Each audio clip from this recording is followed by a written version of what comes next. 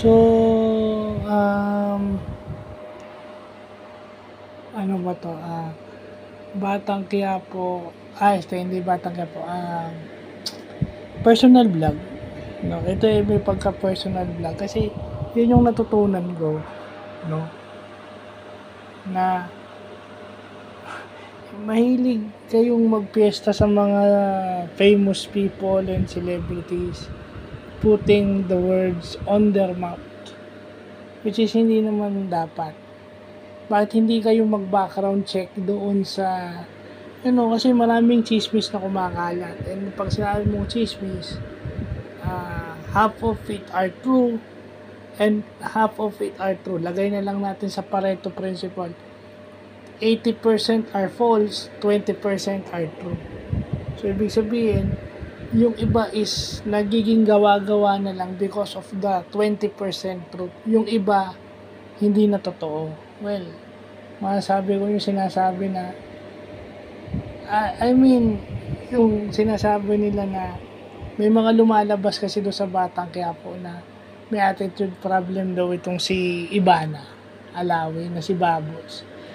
Actually, kung may attitude problem siya, the first person na magsasabi may attitude problem siya is yung kanyang family. Wala naman tayong nakita sa mga vlogs niya na may negative na sinabi sa kanya. Diba? Ang pangalawang magsasabi dyan is yung talent management niya, kung may attitude problem siya, pangalawa. Pangatlo is ang ABS-CBN mismo ang magsasabi kung meron siyang attitude problem kasi yun yung nagbibigay sa kanya ng project. So, ilagay na lang natin sa ganoon yun. Kasi sasabihin nyo na kasi pag pagod na nga yung isang tao, syempre may tendency na minsan pag-excuse mo na yan. Kasi yun na nga sinasabi ko na yung actions natin minsan nami-misinterpret. Nakakala, di ba? Kasi hindi natin alam, baka pagod na siya or meron siyang pinagdadaanan that day. Hindi naman parating energetic at wala kang pinagdadaanan per day. Yeah. So, at saka, sasabihin nito yung sinasabing sinabi raw ni Coco, sinabi raw ni Tanggol na may ganito. Wala naman akong nakikitang interview si Coco sa live television, sa TV.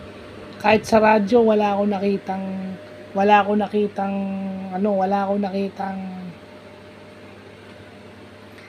interview si Coco na sinabi niya na ganun. So, kung meron kayong preba na I doubt kung mailalabas nyo kasi copyright yan, mabuti pang wag nyo nang i-vlog. Kasi kung hindi nyo mailalabas yan, wala kayong preba nung sinasabi nyo. At masisira lang yung buhay ng celebrity. Diba? Hindi ko kinakampihan si Ivana kasi hindi ko naman siya personally kilala. But, nandun ako sa punto na celebrities, may mga buhay yan on their own. They are people, they are human also. May mga pamilya yan. Siyempre, dahil pa nagtitaping ka, nawawalay ka sa pamilya mo ng mas matagal. And, siyempre, open book na si Ivana may kapatid na may diabetic na kapatid. Yung bunso nila na personally siya yung nag-aalaga.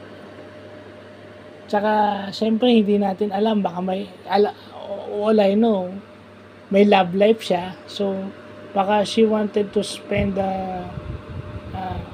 more time with that person, kaya siya iiwan sa Batang Quiapo. Well, yung sinasabi din nila na wala naman daw bago dun sa yung same lang daw yung kay Mokang at saka kay Bubbles, no? I think it's different. Kung titingnan mo yung background ng character ni Lovie at saka character ni Ivana, magkaiba. The only thing na same doon is mahal nila si Tanggol. Pero si Bubbles yung nag-i-initiate. Siya yung lumalapit kay Tanggol. Siya yung nagpapapansin kay Tanggol. Si Mokang mahal na ni Tanggol from the start. So may pagkakaiba. Ang same ending nun is pareho silang mamamatay out of pagtatanggol nila kay Jesus Nazareno de Magiba. Yun. Mamamatay sila dahil may parte o ang dahilan nito, parte ng dahilan bakit mawawala yung karakter dahil kay Tanggol mismo. Yun ang same. Hindi ako graduate ng movies, hindi ako graduate ng mga ganyan, pero by using very common sense, may pagkakaiba yung plot. Yung sasabihin walang idea, kung titingnan nyo yung buong storya, may pagkakaiba siya, kaya same way lang yung ending, kasi meron lang siyang gustong ipalabas na one common thing, na handa niyang ipagtanggol si Tanggol. Dahil may nagawa si Tanggol, nire-reciprocate lang nila yung ginawa ni Tanggol sa kanila, na handang mamatay sa kanila. Yun, sila ang namamatay. No. So kasi ito si Kim Domingo, yung papalit, may bagong dimension sa naman ata to. Yun yung sinasabi, na may conditionist daw. Ewan ko kung totoo na ba. Less kissing scenes. Yun na nga, sana mangyari yung less kissing scenes, less love scenes, kasi makikita natin yung ano ng tao. Kasi imposible sa isang palabas na kagaya ng Batang Quiapo na walang ganun. Parte ng story yun na may konting, yung sinasabi nilang soft porn, may halikan, may konting bed scene. Kasama yun. Kaso lang yung audience, imbis na magpaka-mature, nagiging immature. Kasama sa storya yun. Kaya nga, mabuti nga may ganong kondisyon si Kim Domingo para makita kung paano iikot yung storya yung sinasabi nilang Esme, yung pangalan ng karakter ni Kim Domingo na papalit daw kay Ivan. Tsaka hindi naman confirm, sinabi naman ni Ogie Diaz hindi naman confirm na ayaw ni Ivana kay Kim Domingo. Hindi confirm yun, pero pinakalat nyo.